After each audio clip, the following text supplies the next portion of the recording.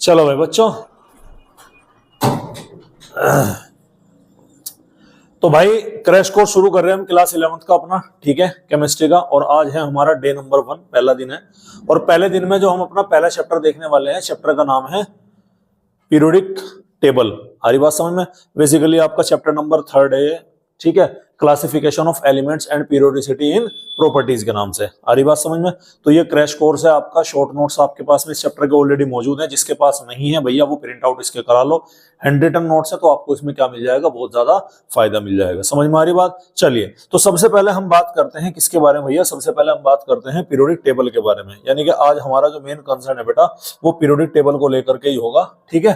तो आज हम बात करते हैं अपना एलिमेंट के बारे में, पीरियोडिक टेबल को लेकर के, ठीक है। तो सवाल ये उठता है कि इनको क्लासिफाई करने की जरूरत क्यों पड़ी? तो बात है लगभग 1800 की। अगर हम सन 1800 की बात करते हैं तो लगभग हमारे कितने एलिमेंट डिस्कवर हो चुके थे? लगभग 31 एलिमेंट उस टाइम तक डिस्कवर हो चुके। 1860-65 के करीब में 63 के करीब हो चुके हैं। समझ में आ रही बात? और अगर अभी मैं हाल फिलहाल की बात करूं तो लगभग 118 के करीब हमारे एलिमेंट क्या हो चुके हैं बेटा? डिस्कवर हो चुके हैं। पूरे 118 एलिमेंट हमारे क्या हो गए हैं? डिस्कवर हो चुके हैं। और ऐसा नहीं है कि इनकी तलाश केवल यहीं पर खत्म हो गई, ऐसा नहीं है। अभी भी लगातार न्यू एलिमेंट डिस्कवर होने की तलाश जारी है, नए एलिमेंट को तलाश किया जा रहा है। लगातार इनको बारे में हमें अपडेटेड जानकारी देखने मिल रही है। तो इतने सारे एलिमेंट को क्लासिफाई करना इसलिए जरूरी हो जाता है ताकि हम इजीली, बहुत आसानी से, बहुत कन्वेंशनली, बहुत अच्छे मेथड से, बहुत सुकून के साथ में इनकी क्या कर सकते हैं? स्टडी कर सकते हैं। समझ में आ रही बात? तो सबसे पहला तो रीजन यही आता है कि why do we need to classify element? तो इनकी आराम से हम स्टडी कर पाए, इसीलिए हम इसको क्या करते हैं बेटा? इसीलिए हम इनको यहाँ पर स्टडी करते हुए नजर आते हैं। समझ में आ रही बात? ठीक है। अब वैसे तो जब मैंने आपको रेगुलर क्लास ली तो उसमें बहुत सारी चीजें बताई थी, लेकिन हमें सारी चीजें यहाँ पर ध्यान नहीं रखनी। तो फर्स्ट साइंटिस्ट जिसने यहाँ पर क्लासिफाई करने का बीड़ा उठाया था, जिसको हम यहाँ पर पढ़ने वाले हैं, उसका नाम है बच्चों डोबरनियर। क्या नाम है भैया? डोबरनियर। और इसने जो दिया था, इसके जो हमारे क्लासिफिकेशन का नेम था, उसको हम क्या बोलते हैं? डोबरनियर ट्राइड के नाम से जानते हैं। ट्राइड बोलते हैं, आपने नाम सुना होगा, 3 तिगाड़ा काम बिगाड़ा। नहीं सुनी कहावत? अरे सुन रखी ना, क्या सुन रखी? 3 तिगाड़ा काम बिगाड़ा। तो यहाँ पर 3 तिगाड़े का ही रोल है। डोबरनियर एक साइंटिस्ट था, तो उसने क्या बनाया? उसने भैया 3-3 एलिमेंट के पेयर बनाए। क्या बनाए? उसने 3-3 एलिमेंट के पेयर नहीं बोलेंगे, 3-3 एलिमेंट के ग्रुप बनाए। कितने एलिमेंट के? 3-3 एलिमेंट के। और एलिमेंट उसने कौन से चूज किए? एलिमेंट बेटा उसने इस हिसाब से चूज किए कि पहले और तीसरे एलिमेंट के, यानी कि फर्स्ट, जैसे मैं एग्जांपल दे देता हूं आपका कि एक एलिमेंट ए आया, एक क्या आया? बी, एक क्या आया? सी, ठीक है। तो element number A, element number C, यानी कि पहले और तीसरे एलिमेंट का जो एटॉमिक मास था, क्या था भैया? जो आपका एटॉमिक मास था, उसका जो आपका एवरेज निकल कर आता है, वो एवरेज किसका निकल कर के आएगा? सेकंड वाले के एटॉमिक मास के बराबर निकल के आएगा। समझ में आ रही भाई बात आपके? तो डोबरनियर ने क्या बोला? डोबरनियर ने सिंपल सा फंडा दिया। उसने यही बात बताई, उसने कहा कि भैया एटॉमिक मास जो है वो सेकंड एलिमेंट का वो एवरेज होता है किसके? फर्स्ट और थर्ड एलिमेंट के एटॉमिक मास के एवरेज के बराबर होगा। ये बात किसने बताई थी भैया? ये बात बताई थी डोबरनियर ने। एग्जाम्पल मैं आपको दे देता हूं। एग्जाम्पल है जैसे हमारा लिथियम हुआ, सोडियम हुआ और पोटेशियम हुआ। भैया लिथियम का एटॉमिक मास कितना है? 7। पोटेशियम का कितना है भैया? 39। कितना होता है भैया? 39। समझ में आ रही बात? तो अगर मुझे सोडियम का एटॉमिक मास निकालना है तो कैसे निकालूंगा? तो 7 + 39 दोनों को एवरेज निकालना। एवरेज मतलब 2 एटम है ना, तो 2 से डिवाइड कर दिया। तो 2 से डिवाइड करेगा तो 9 और 7 16 = 2, यानी बराबर क्या आ गया हमारे? 23, जो कि किसका एटॉमिक मास होता है? हमारे सोडियम का एटॉमिक मास होता है। समझ में आ रही बात आपको? तो ये किसने दिया था भैया? ये हमारे डोबरनियर ने इस ट्राइड के बारे में जानकारी दी थी। अरे भाई बोलो, बात समझ में आई कि नहीं आई बात? उसके अलावा जैसे हमारे लीना की रब से फरियाद वाला है, उसी तरह से अगले ग्रुप में हम एक एग्जांपल और याद रख सकते हैं। वो क्या है? बेरिलियम। ये क्या हो गया हमारा? मैग्नीशियम। और ये क्या हो गया? कैल्शियम। 2 ही एग्जांपल याद रखने हैं आपको। ज्यादा लंबी छोटी 11th क्लास में हो ना, तो ज्यादा लंबी छोटी कहानी याद रखने की कोई जरूरत नहीं है। सबसे पहले पहला क्लासिफाई एलिमेंट किसने किया था? डोबरनियर ने। क्या बोला उसने? कि सेकंड एलिमेंट को उसने 3-3 के एलिमेंट के क्या बनाए? ग्रुप बनाए।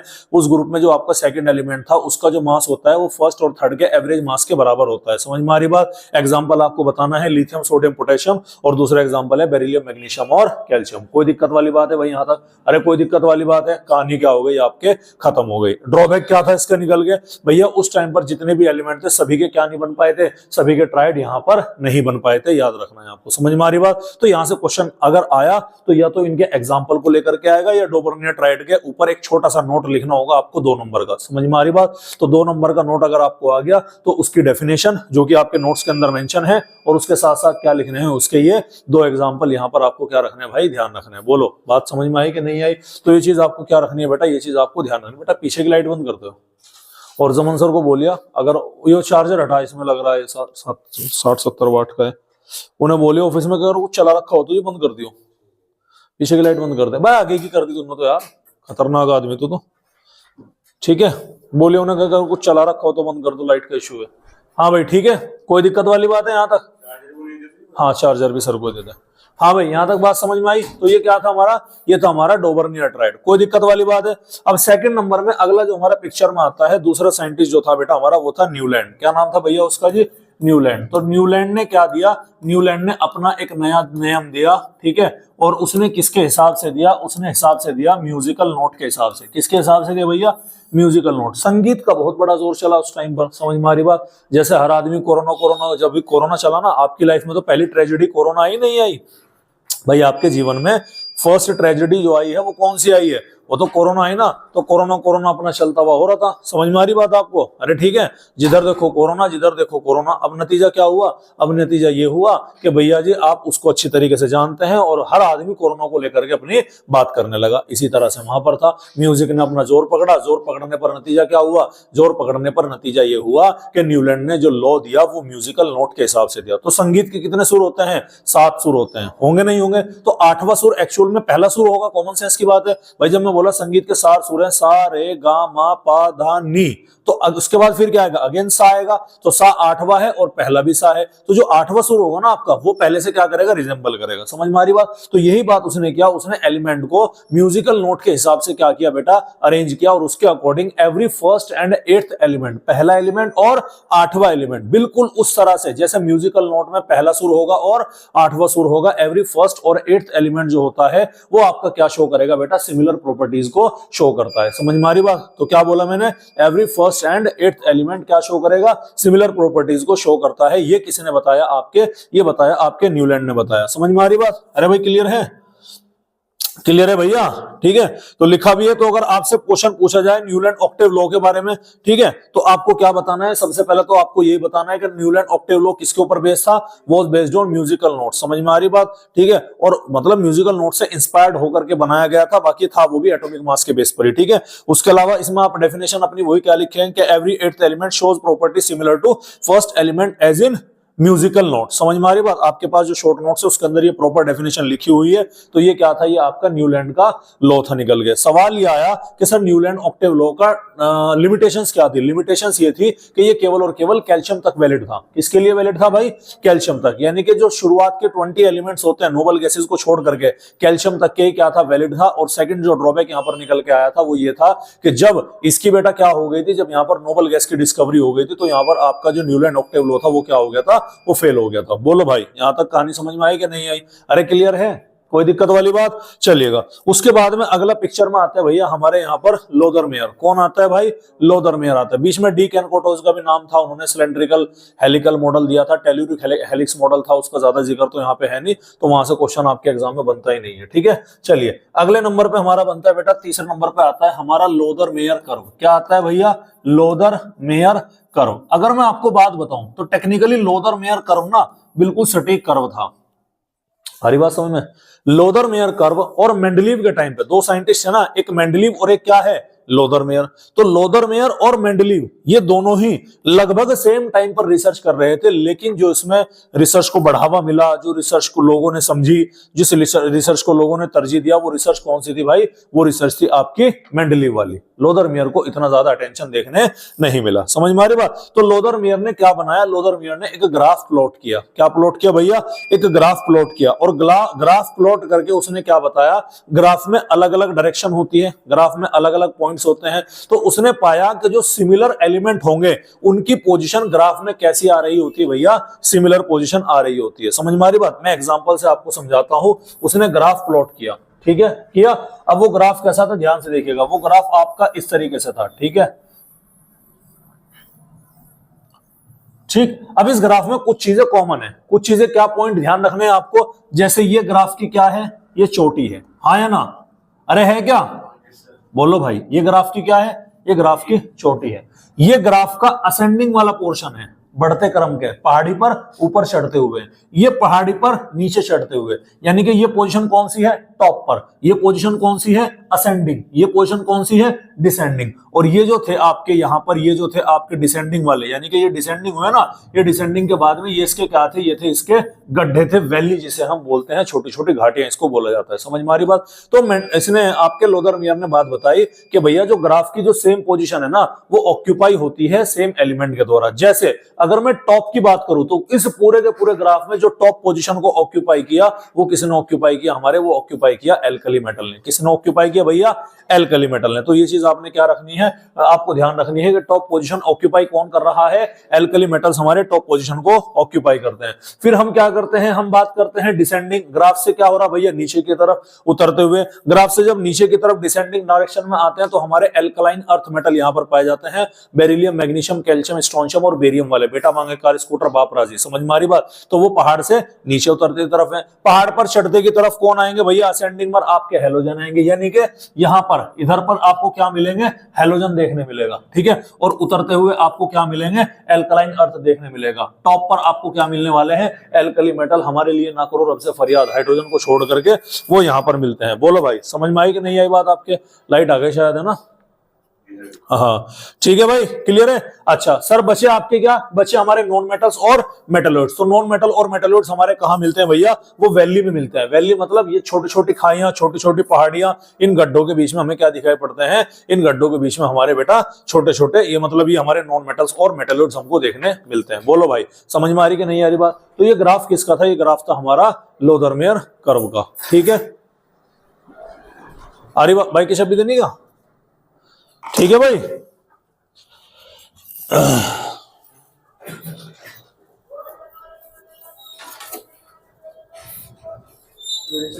हाँ जी, स्क्रीन वो है, मतलब स्लीप मोड में है, स्क्रीन तो बंद हो रही होगी, हाँ ठीक है। हाँ भाई, समझ में आ गई बात आपके, अरे कोई दिक्कत वाली बात है, कोई दिक्कत वाली बात है। तो ये क्या था हमारा, ये था बेटा हमारा लोदरमेयर कर्व है। अगेन वही वाली बात है, सर यहां से क्वेश्चन बनेगा तो क्या बनेगा, क्योंकि बेटा हमारा मेन टारगेट अभी क्वेश्चन को लेकर के है ना। तो देखो पहला क्वेश्चन हमारा क्या था, डोबरनियर, समझ में आया, क्या लिखना, डोबरनियर की डेफिनेशन लिखना, एक एग्जांपल से उसे समझाना और 2 एग्जांपल उसके लिखने हैं, एक और नया लिखना। उसके बाद में क्या है, न्यूलैंड, न्यूलैंड की डेफिनेशन, उसका एक्सेप्शन लिखना। तीसरा आता है लोदरमियर, लोदरमियर में आपको कर्व बनाना पड़ेगा, आपके नोट्स के अंदर ऑलरेडी बना हुआ है, कर्व बनाना पड़ेगा, कहां पर क्या है वो आपको मेंशन करना पड़ेगा। लोदरमियर का भी क्या हो गया, काम हो गया, ठीक है। अगर मैं बात करूं, लोदरमियर ने जितने भी एलिमेंट को प्लॉट किया था अपने ग्राफ के अंदर, किसी का भी कोई एक्सेप्शन नहीं था निकल के, आ रही बात समझ में, लेकिन पॉपुलैरिटी उसकी इतनी ज्यादा नहीं थी, समझ में आ रही बात। इसके बाद में पिक्चर में आते हैं भैया हमारे मेंडलीव, कौन भाई साहब आते हैं भाई, इसके बाद में पिक्चर में आते हैं हमारे मेंडलीव आते हैं। कौन आते हैं, मेंडलीव। तो मेंडलीव आए, मेंडलीव ने आकर के क्या किया, मेंडलीव ने आकर के पीरियोडिक टेबल बनाए। Mendeleev was the first scientist जिसने पीरियोडिक टेबल को बनाने का बीड़ा उठाया। अब तक केवल ग्रुप बना रखे थे, अब तक केवल क्या था, ग्रुप बनाए जा रहे थे। पीरियोडिक टेबल किसी ने नहीं बनाए, किसी ने ग्रुप नहीं बनाए, किसी ने पीरियड्स नहीं बनाए, एक सिस्टमैटिक अरेंजमेंट नहीं किया। तो Mendeleev was the first scientist जिसने क्या किया, जिसने सबसे पहले इन एलिमेंट्स का क्या करने की कोशिश करी, सिस्टमैटिक अरेंजमेंट को करने की कोशिश करी। समझ में आ रही बात। तो चलिए सबसे पहले मेंडलीव ने क्या किया, मेंडलीव ने भैया ग्रुप बनाए। क्या बनाए भैया, मेंडलीव ने कुछ कॉलम लिए, हम इस तरीके से लेंगे। मेंडलीव ने क्या लिए, मेंडलीव ने कुछ कॉलम लिए। कुछ कॉलम कैसे थे हमारे, कुछ कॉलम थे हमारे वर्टिकल। वर्टिकल का मतलब समझते हैं, इस तरह से, समझ में आ रही बात, आ रही बात समझ में, क्लियर है। और कुछ कॉलम कैसे थे भैया आपके, हॉरिजॉन्टल। समझ में आ रही बात, हॉरिजॉन्टल का मतलब क्या है, इस तरह से। बोलो भाई, समझ में आ रही कि नहीं आ रही बात। तो जो हॉरिजॉन्टल कॉलम थे उसको उसने क्या नाम दिया, पीरियड का नाम दिया। जो वर्टिकल कॉलम थे उसको उसने क्या नाम दिया, ग्रुप का नाम दिया। कोई दिक्कत वाली बात है, अरे कोई दिक्कत वाली बात है। टोटल उसने कितने ग्रुप बनाए भैया, टोटल उसने बनाए 8 ग्रुप। समझ में आ रही बात। हर एक ग्रुप को उसने डिवाइडेड किया, हर एक ग्रुप को। ग्रुप नंबर मैं आपको बता दूं, ग्रुप नंबर 1 to 7, 1 से लेकर 7 तक के 2 सब ग्रुप में उनको उसने क्या किया भाई, डिवाइड किया। ग्रुप नंबर 1 से 7 में क्या किया उसने, 2 सब ग्रुप को डिवाइड किया। समझ में आ रही बात। यानी कि group number A, group number B. जैसे मान लो ग्रुप नंबर हमारा 1 है, तो इस ग्रुप नंबर ए में क्या आया, 1A आया और B आया। समझ रहे नहीं समझ रहे। ये ग्रुप नंबर क्या है, 2 है, अगेन क्या आया, A आया और B आया। ये ग्रुप नंबर 3 है, तो अगेन क्या आया, A आया और बी आया। समझ में आ रही बात? तो इस तरह से 7 तक ग्रुप नंबर 1 से लेकर के 7 तक यहाँ पर दो सब ग्रुप के अंदर उसने क्या किया, डिवाइड किया। जो आपका ग्रुप नंबर 8 होता है, कौन सा है भैया, ग्रुप नंबर 8, उसमें कितने सब ग्रुप बनाए आपके, उसमें बनाए भैया उसने 3 सब ग्रुप। कितने सब ग्रुप बनाए भाई, 3 सब ग्रुप। फॉर एग्जांपल मैं यहां से लेकर के चलता हूं, ठीक है। 3 सब ग्रुप कैसे हैं, ये हमारा ग्रुप नंबर 8 है, तो इसमें ए ले लिया, बी ले लिया और सी ले लिया। बोलो भाई यहां तक कहानी समझ में आई कि नहीं आई? तो ये नोट्स के अंदर आप ऑलरेडी आपके मेंशन है। तो सबसे पहला क्वेश्चन आता है कि मेंडलीव किसके ऊपर बेस्ड थी, मेंडलीव बेस्ड थी इंक्रीजिंग एटॉमिक मास के ऑर्डर पर। समझ में आ रही बात? ये क्वेश्चन ध्यान रखिएगा। दूसरा आता है कि मेंडलीव ने पीरियोडिक टेबल को बनाने के लिए एक लॉ दिया। Mendeleev was the first scientist जिसने कोई लॉ डिसाइड किया अपनी पीरियोडिक टेबल को बनाने के लिए। समझ में आ रही बात? और वो क्या था, वो था मेंडलीव का पीरियोडिक लॉ था। उस लॉ को मैं आपके सामने पढ़ करके बता देता हूं, क्या था, फिजिकल एंड केमिकल प्रॉपर्टीज। ध्यान से सुनिएगा मेरी बात। वो लो क्या था, वो लो था कि physical and chemical properties are the periodic function of their atomic mass. क्या बोला मैंने, नंबर नहीं बोला, मैंने बोला एटॉमिक मास। यानी कि किसी भी एलिमेंट की फिजिकल या जो केमिकल प्रॉपर्टीज होती है ना, उनके लिए कौन रेस्पॉन्सिबल होता है, वो जो रिपीट होती है वो किसकी वजह से होती है, वो एटॉमिक मास की वजह से वहां पर रिपीट होती हुई नजर आती है। बोलो भाई समझ में आ रही कि नहीं आ रही बात आपके? देखो मैंने कल कहा था कि भैया सब बच्चे नोट्स लेके आया करो अपने, लेके तो नहीं आए, काफी बच्चे नोट्स नहीं लेके बैठे, 1-2 बच्चे नोट्स ले रहे हैं आपके।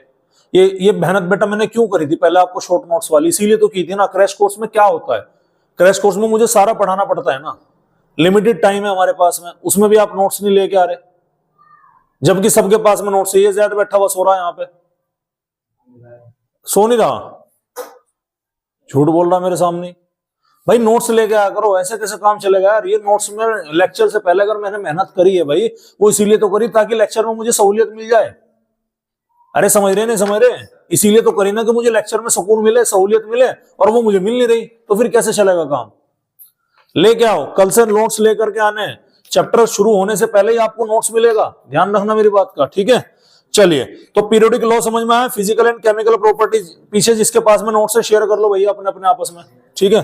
Physical and chemical properties are the periodic function of their atomic mass. तो जो फिजिकल प्रॉपर्टीज होती है और जो केमिकल प्रॉपर्टीज होती है बेटा, वो उसके एटॉमिक मास की पीरियोडिक फंक्शन होती है। ये मेंडलीव ने क्या दिया, मेंडलीव ने लॉ के अकॉर्डिंग दिया। Mendeleev was the first scientist जिसने क्या किया, लॉ के अकॉर्डिंग पीरियोडिक टेबल को बनाने की कोशिश करी। उसने एक टेबल बनाई, टेबल में कुछ वर्टिकल रोज रखी, कुछ हॉरिजॉन्टल रोज रखी। वर्टिकल रोज को उसने क्या नाम दिया, ग्रुप का नाम दिया।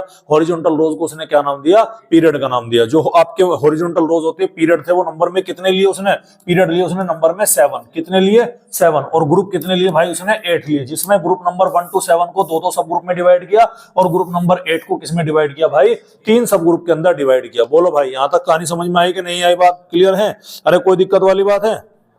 बाद में मेंडलीव की पीरियोडिक टेबल में, मेंडलीव ने नहीं, हमने, मतलब समझ मारी बात, जो आगे के साइंटिस्ट आए थे उन्होंने एक नया और ग्रुप ऐड करा दिया था, जिसको हम क्या बोलते हैं, जीरो ग्रुप के नाम से जानते हैं। किस नाम से, जीरो ग्रुप, जो कि हमारी नोबल गैस का ग्रुप होता है। कोई दिक्कत वाली बात है? अब सवाल यह है कि मेंडलीव इतना सक्सेसफुल क्यों हुआ। सबसे पहली बात बेटा, मेंडलीव के पीरियोडिक टेबल के 2 एडवांटेज आपको याद रखने हैं, बहुत इंपॉर्टेंट है। और ये मेंडलीव की पीरियोडिक टेबल, मेंडलीव की पीरियोडिक टेबल को सपोर्ट करने का काफी स्ट्रॉन्ग रीजन माना जाता है। सबसे पहला रीजन क्या था कि मेंडलीव की पीरियोडिक टेबल में कई सारे एलिमेंट ऐसे थे जो उस टाइम पर डिस्कवर्ड नहीं हुए, लेकिन मेंडलीव ने देखा कि ये कुछ जगह ऐसी हैं जहां पर कोई भी एलिमेंट फिट नहीं बैठ रहा। ध्यान से सुनना, कुछ जगह ऐसी है जहां पर कोई भी एलिमेंट क्या नहीं बैठ रहा, फिट नहीं बैठ रहा। तो उसने अंदाजा लगाया कि फ्यूचर में कोई एलिमेंट आएगा जो यहां पर उसकी जगह पर बैठेगा, क्या आकर के फिट होगा। अब उसने क्या दिया, उस एलिमेंट को जो कि अभी तक डिस्कवर नहीं हुआ, जिसके लिए जगह छोड़नी थी, उसने उससे पहले वाले एलिमेंट के नाम के साथ में ई का वर्ड जोड़ दिया। समझ में आ रही बात, आ रही बात समझ में, ठीक है। जैसे कि मैं एग्जांपल आपको बताऊं, जैसे कि उस टाइम पर गैलियम, जो आपका गैलियम नाम का एलिमेंट था, वो डिस्कवर नहीं हुआ, तो ठीक है, आ रही बात समझ भैया। स्कैंडियम एलिमेंट था, उस टाइम पर वो क्या नहीं हुआ, डिस्कवर नहीं हुआ। बोरोन डिस्कवर हो चुका था, तो बोरोन स्कैंडियम से पहले आ रहा था सेम ग्रुप के अंदर। समझ में आ रही बात? तो उसने क्या नाम लिया, उसने ये नाम लिया, सेम ग्रुप का मतलब सब ग्रुप की बात नहीं कर रहा मैं, ग्रुप की बात कर रहा हूं। तो उसने क्या नाम लिया, उसने बोरोन के नाम से पहले क्या लगा दिया, ई का वर्ड लगा दिया। तो उसकी जगह क्या नाम हो गया, ई का बोरोन हो गया। समझ में आ रही बात? गैलियम की जगह पर क्या बोल दिया उसने, ई का एल्यूमिनियम बोल दिया। समझ में आ रही बात? जर्मेनियम की जगह क्या बोल दिया उसने? इका सिलिकॉन बोल दिया। टेक्नीशियम की जगह क्या बोल दिया? इका मैंगनीज बोल दिया। समझ में आ रही बात? तो ये 4 एलिमेंट ऐसे थे बेटा जिनके लिए मेंडलीव ने क्या करी थी? जगह छोड़ी थी। तो उसने अनडिस्कवर्ड एलिमेंट की क्या कर दी थी? प्रिडिक्शन कर दी थी। और वो 4 एलिमेंट कौन से थे? वो था गैलियम, स्कैंडियम, जर्मेनियम और टेक्नीशियम। और याद रखने का तरीका क्या था? याद रखने का तरीका मैं आपको बता देता हूं, आलू गालू बीएससी, सीता गीता एमटेक। समझ में आ रही बात? आपको क्लियर है? याद रखिएगा, ये क्या है हमारा आलू और ये क्या है हमारा गालू। ये क्या है बी, ये क्या हो गया एससी, ये क्या हो गया सीता, ये क्या हो गया गीता, ये क्या हो गया एम और ये क्या हो गया हमारा टेक। इन सभी से पहले क्या लगा लो भैया? इन सभी से पहले लगा लो टीका। अरे कोई दिक्कत वाली बात है भाई? ऐसे याद कर लो, 2 लड़के हैं जिनका नाम क्या है? आलू गालू। उनकी शादी करनी है, लड़की का नाम क्या है? सीता गीता। लेकिन आलू गालू की क्वालिफिकेशन कितनी है? बीएससी की। सीता गीता कितनी पढ़ी हुई है? एमटेक के। तो ये क्या हो गया? रिजेक्ट हो गया। क्या हो गया? रिजेक्ट हो गया। सोसाइटी की एक सच्चाई ये भी तो है ना कि लड़की ज्यादा पढ़ी लिखी नहीं होनी चाहिए लड़कों से, है ना? ये सोसाइटी की सच्चाई है। तो ये क्या है यहाँ पर? यही तो कहानी है यहाँ पर। तो आलू गालू बीएससी, सीता गीता एमटेक। समझ में आ रही बात? तो ये 4 एलिमेंट के नाम नहीं मालूम थे, डिस्कवर्ड नहीं होते, तो उनकी जगह पर उसने इन चारों का नाम यहां पर क्या किया? यूज किया। पहला फायदा जिसकी वजह से मेंडलीव इतना ज्यादा पॉपुलर हुआ। दूसरी चीज जो यहां पर आती है कि कई सारे एलिमेंट ऐसे थे जिनका एटॉमिक मास गलत कंसिडर किया हुआ था, तो मेंडलीव ने उन एलिमेंट के एटॉमिक मास को करेक्ट किया। और वो एटॉमिक मास कौन कौन से थे भैया? देखिएगा, यू, बेईमान, इंसान और पिटो। आई बात समझ में? ठीक है भैया, क्या बोला मैंने? यू, बेईमान, इंसान और पिटो। समझ में आ रही बात? बेईमान इंसान है तो पिटेगा तो है, जूते बजने वाला काम करेगा तो पिटेगा, हाँ या ना? ठीक है। तो ये एलिमेंट है यूरेनियम, बेरिलियम, इंडियम, ये गोल्ड हो गया, और ये प्लेटिनम। ये आपके 5 एलिमेंट ऐसे थे जिनका एटॉमिक मास हम क्या मानते थे भैया? इनका एटॉमिक मास गलत कैलकुलेट किया हुआ था। मेंडलीव ने इनके एटॉमिक मास को क्या किया? सही किया। तो 2 रीजन समझ में आए। सबसे पहला क्या था?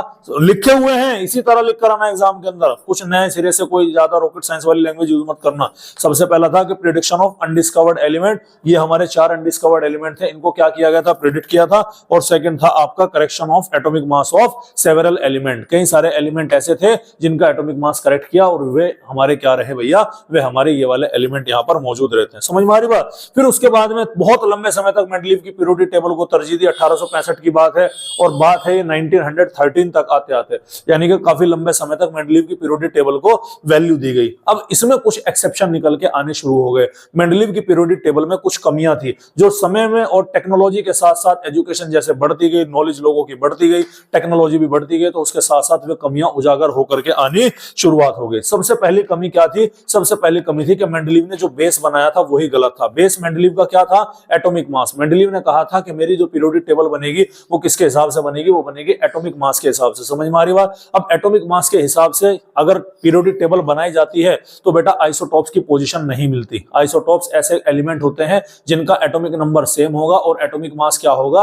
अलग अलग होगा। तो इस हिसाब से एटॉमिक मास अलग अलग है, तो भैया सभी आइसोटॉप्स को वहां पर जगह देनी पड़ेगी, नहीं देनी पड़ेगी? भाई नेचर में तो प्रोटियम भी है, ड्यूटेरियम भी है, ट्राइटियम भी है, हाइड्रोजन के 3 आइसोटॉप्स होंगे, 1s1, 1s2, 1s3, हाँ या ना? समझ में आ रही बात? तो केवल 1s1 को थोड़ी जगह देनी पड़ेगी, किसको देनी पड़ेगी? 1s2 और 1s3 को भी यहाँ पर क्या करनी पड़ेगी? जगह देनी पड़ेगी। तो सबसे पहला तो बेटा जो ड्रॉबैक डिसएडवांटेज निकल करके आया वो यही था। सेकंड डिसएडवांटेज क्या था? कि कई सारे डिसिमिलर एलिमेंट, कई सारे एलिमेंट ऐसे थे जिनका आपस में कोई कनेक्शन था ही नहीं, उनको उसके साथ में रख दिया। फॉर एग्जाम्पल, अगर मैं ग्रुप नंबर 1A की बात करता हूं, ठीक है, अगर मैं बात करता हूं ग्रुप नंबर 1A की, तो ग्रुप नंबर 1A में उसने हाईली रिएक्टिव एलिमेंट को रख दिया। किसे रख दिया? Highly reactive element. जैसे कि हमारे आ गया लिथियम हुआ, सोडियम हुआ, पोटेशियम हुआ, रुबिडियम हुआ, सीजियम हुआ, एल्कली मेटल, और इनके साथ में बिल्कुल नोबल मेटल को रख दिया, जैसे कि आपका कॉपर हुआ, एजी हुआ, सिल्वर, और ये क्या हो गया? हमारा गोल्ड हो गया। यानी कि उसने डिस्ट्रीब्यूट, भाई ये तो बताओ, ये सबसे ज्यादा रिएक्टिव है, सबसे ठंडे एलिमेंट है पूरी पीरियोडिक टेबल के, सबसे ठंडे मेटल है, ये सबसे खतरनाक मेटल है, ये सबसे शांत मेटल है। तो इन दोनों मेटल को तुमने किस आधार पे ग्रुप के अंदर रखा? सबसे पहला तो ड्रॉबैक ये निकल के आया। ठीक है। सेकंड नंबर पे आता है जो एलिमेंट हमारे सिमिलर थे, जो एलिमेंट हमारे कैसे थे? एक जैसे थे, सिमिलर थे, उनको हमने क्या कर दिया? उनको हमने दूर दूर रख दिया, अलग अलग रख दिया। समझ में आ रही बात? तीसरा ड्रॉबैक हमारा क्या निकल के आता है? फोर्थ वन आता है कि कई सारे एलिमेंट के एटॉमिक मास उसने क्या किए थे, यानी कि ये क्या था? Increasing order of atomic mass के अंदर रखी गई थी। अरे रखी गई थी, नहीं रखी गई थी? तो मुझे एक बात बताओ, जब आप कोई table increasing order of atomic mass के हिसाब से बना रहे हैं और एक एलिमेंट आ गया आपका आर्गन, एक आ गया पोटेशियम।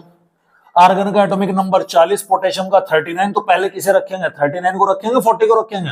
39 रखेंगे ना। लेकिन मेंडलीव की पीरियोडिक टेबल में ये एलिमेंट ऑटोमेटिकली कहां आ गया?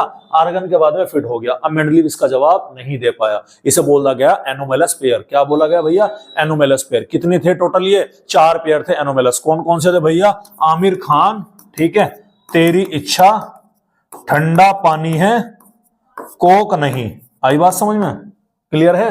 आमिर खान, तेरी इच्छा, ठंडा पानी है, कोक नहीं। तो ये 4 एलिमेंट है। ये 4 एलिमेंट में बाद वाले एलिमेंट का एटॉमिक मास क्या था? ज्यादा था, और इन वाले का क्या था? कम था। जबकि होना ही चाहिए था कि कम वाले पहले रखने थे और बाद वाले, बड़े वाले बाद में रखने थे। तो ये क्या था भैया? ये थी हमारी मेंडलीव की पूरी पीरियोडिक टेबल, जिसको हमने यहाँ पर क्या कर लिया भाई? कंप्लीट कर लिया। अरे कोई दिक्कत वाली बात है? कोई दिक्कत वाली बात है? चलिए, उसके बाद में आती है बेटा हमारे मॉडर्न पीरियोडिक टेबल। 1930 1913 की बात है। हेनरी मोजले एक रिसर्च कर रहे थे, एक एक्सपेरिमेंट कर रहे थे। उसने अलग अलग एलिमेंट की फ्रीक्वेंसी को मेजर किया, अलग अलग एलिमेंट पर एक्सरे निकाला गया, और उससे जो फ्रीक्वेंसी निकलती है उसको एक बार एटॉमिक नंबर से और एक बार एटॉमिक मास से क्या किया? ग्राफ प्लॉट करने की कोशिश करी। तो जब उन्होंने ग्राफ बनाया किसके बीच में?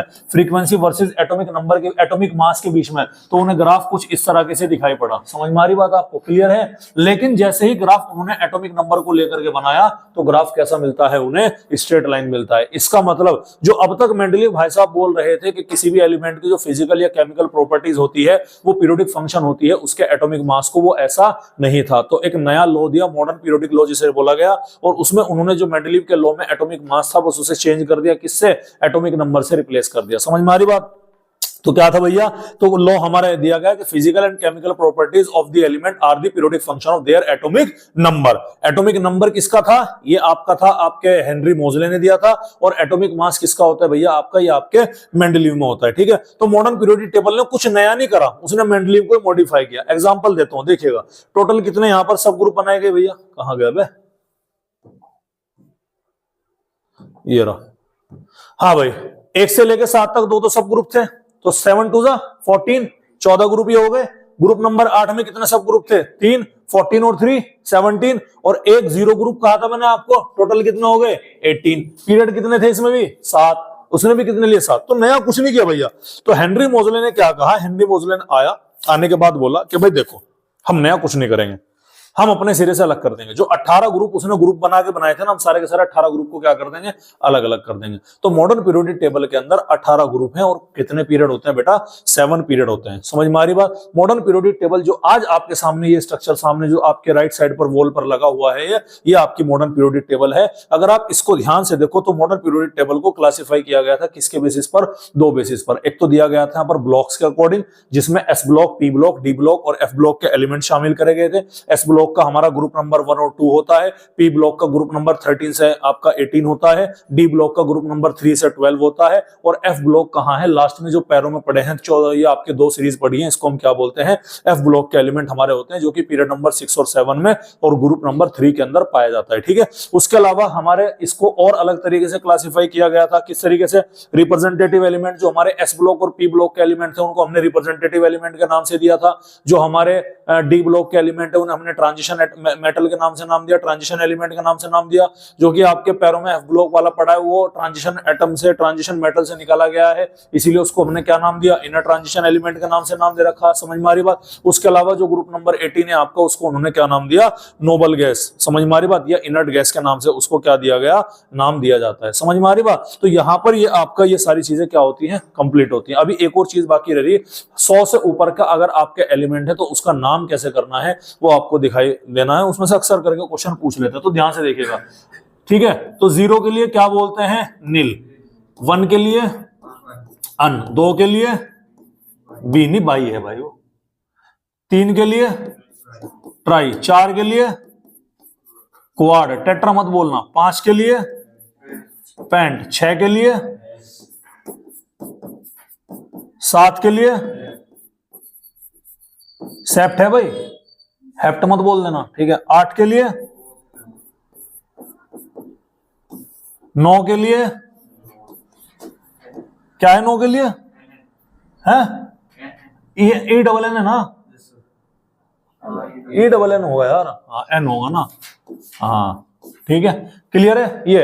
अब ध्यान दीजिएगा, अब एलिमेंट का नाम कैसे दिया, मान लो मैंने बोला कि 105, तो इसका नाम क्या है, 1 के लिए क्या लगा, अच्छा इनके लास्ट के नाम में भी IUM लगा देना है, ठीक है, ठीक है, प्लस जो भी होगा लास्ट में क्या लगाना है, IUM आएगा सबसे लास्ट वाले में। तो 1 के लिए क्या यूज किया, अन, 0 के लिए नील, 5 के लिए पैंट, और लास्ट में क्या लगा देना है भैया, IUM। तो इसका नाम क्या बन गया, अनिल पैंटियम। एक क्वेश्चन मिलेगा आपको बोर्ड में, ध्यान रखिएगा, मतलब अपने एग्जाम को लेकर के, समझ में आ रही बात। एग्जाम्पल देखिएगा, मैंने बोला 112, तो 1 के लिए क्या बोला, अन, 1 के लिए अन, 2 के लिए बाई, और लास्ट में क्या लगा दिया, यम, तो अनन बाई यम। समझ रहे नहीं समझ रहे है भाई, अरे छोड़ उसे, तो वो हो जाता है, तो कोई बात नहीं। डबल आई देखा तुमने कहीं एक साथ, देखा हो तो लगा दे, ठीक है भाई, समझ में आ रही बात। हाइपोथेटिकल क्वेश्चन, दिमाग में किड उठ गया मास्टर के, क्या लगा हो, मैं तो बदतमीज आदमी हूं, मैं तो क्या करूंगा, 132 एलिमेंट का नाम पूछूंगा, क्या पूछूंगा, 132 का, मेरा एटॉमिक नंबर क्या, 132। तो 1 के लिए अन, 2 के लिए ट्राई, 3 के लिए बाई, और लास्ट में क्या आ गया, UM, तो अन ट्राई बाई एम। समझ में आ रही बात। तो इस तरह से आपने क्या रखना है बेटा, ध्यान रखना है। तो टेक्निकली आपका अब इसमें एक ही चीज बचती है लास्ट में, और वो क्या है भैया आपका, वो है पीरियोडिक प्रॉपर्टीज, और पीरियोडिक प्रॉपर्टीज को हम देखेंगे कल। तो आज हमने क्या देखा, हम उसको क्विक रिवाइज कर देते हैं। सबसे पहला बेटा आज हमने देखा डोबर्नियर ट्राइड। डोबर्नियर ने क्या बोला, 3-3 एलिमेंट के ग्रुप बना। तो जाग जा भाई, क्लास खत्म हो गई। सपोर्ट लेके जब तुम बैठते हो ना तो नींद आती है, ठीक है। हाँ तो बेटा मैं क्या बोल रहा हूं, जैद सोया मत कर क्लास में। हाँ आज तक तू क्लास में जागा नहीं, हमेशा क्लास में तू घर सोता नहीं क्या भाई जैद? 2 महीने से क्लास में। हाँ 2 महीने से क्लास में नहीं आया तू, क्यों नहीं आया क्लास में 2 महीने से भाई? गलत बात है जैद तुम्हारी है। शायान है भाई, तू बहुत अच्छा है क्लास में, गलत बात। देवांश पढ़ा करो भाई, ऐसा नहीं है, ठीक है। अरे ठीक है। सुभान कहाँ है, काम पूरा बेटे तुम्हारा कॉपी में है भाई? भाई काम को अच्छा, हाँ भाई काम पूरा बेटे तुम्हारा, फेयर कॉपी में जो तुम्हारी क्लास की कॉपी है। देवांश कंप्लीट है, लास्ट चेक करा, लेगा इधर को। लॉन्ग नोट्स नहीं, सब कंप्लीट है ना। केमिकल इक्विलिब्रियम तक लास्ट में जो इक्विलिब्रियम वाला चैप्टर है वहां तक नोट्स कंप्लीट है सबके है। ला जैद कॉपी दिखाओ अपनी, जैद कॉपी दिखाओ अपनी, दिखाओ लोग, यहां रफ ले जाओ। तो कल आपको फेयर लेके आनी है जैद, ठीक है जैद? ओके जैद चलो भाई, ठीक है भाई। तो सबसे पहला कौन आया, डोबर्नियर। डोबर्नियर ने 3-3, अरे भाई इधर ध्यान दो, डोबर्नियर ने 3-3 एलिमेंट के क्या बनाए, ग्रुप बनाए। क्या बोला उसने कि पहले और तीसरे एलिमेंट का एवरेज एटॉमिक मास जो होगा वो सेकंड वाले के बराबर होगा। ड्रॉबैक क्या निकल गया, सभी एलिमेंट को क्लासिफाई नहीं कर पाया, सभी एलिमेंट की ग्रुपिंग नहीं हुई, खत्म कहानी। नंबर 2 पे कौन आया, न्यूलैंड।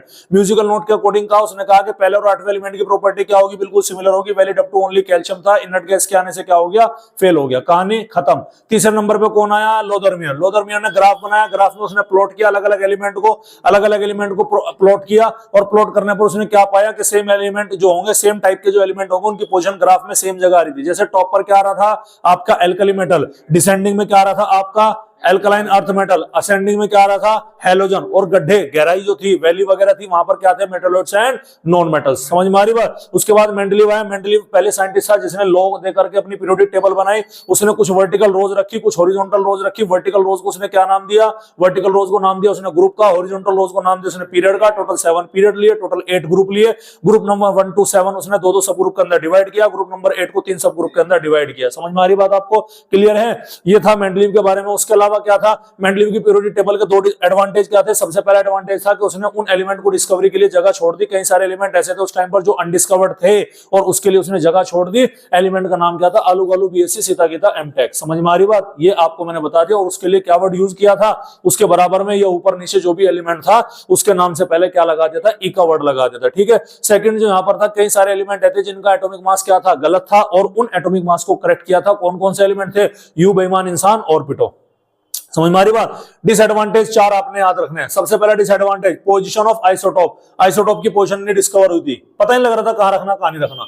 दूसरा पोजीशन क्या था कि अलग अलग नेचर के एलिमेंट एक साथ रख दिए। तीसरा, सेम नेचर के एलिमेंट अलग अलग रख दिए। चौथा क्या था, एनोमलस पेयर बन गई। एनोमलस पेयर का मतलब क्या है कि दादा जब आपने बढ़ते एटॉमिक मास के अकॉर्डिंग पीरियोडिक टेबल बनाई है, बढ़ते एटॉमिक मास के अकॉर्डिंग पीरियोडिक टेबल बनाई है, तो जिसका एटॉमिक मास कम है वो पहले आएगा, जिसका ज्यादा बाद में आएगा। लेकिन 4 पेयर ऐसे थे, आमिर खान तेरी इच्छा ठंडा पानी कोक नहीं, 4 पेयर ऐसे थे भैया हमारे जिनमें क्या था, जिनका एटॉमिक मास ज्यादा था वो पहले था और कम वाले को क्या रखा गया, बाद में रखा गया। मेंडलीव का पीरियोडिक लॉ क्या था कि physical and chemical properties of the element are the periodic function of their atomic masses. समझ में आ रही बात आपको? अबे 2-4 बार पढ़ोगे, ऐसे ही बोलोगे जैसा बोल रहा हूं, समझ में आ रही बात? ठीक है, 2-4 बार पढ़ो, इतना कोई रॉकेट साइंस नहीं है। उसके बाद में क्या होगा, मेंडलीव फेल हो गया। 1930 में एक्सरे की फ्रीक्वेंसी के साथ में एटॉमिक नंबर, एटॉमिक मास है, मोजले ने अलग अलग एक्सपेरिमेंट किया।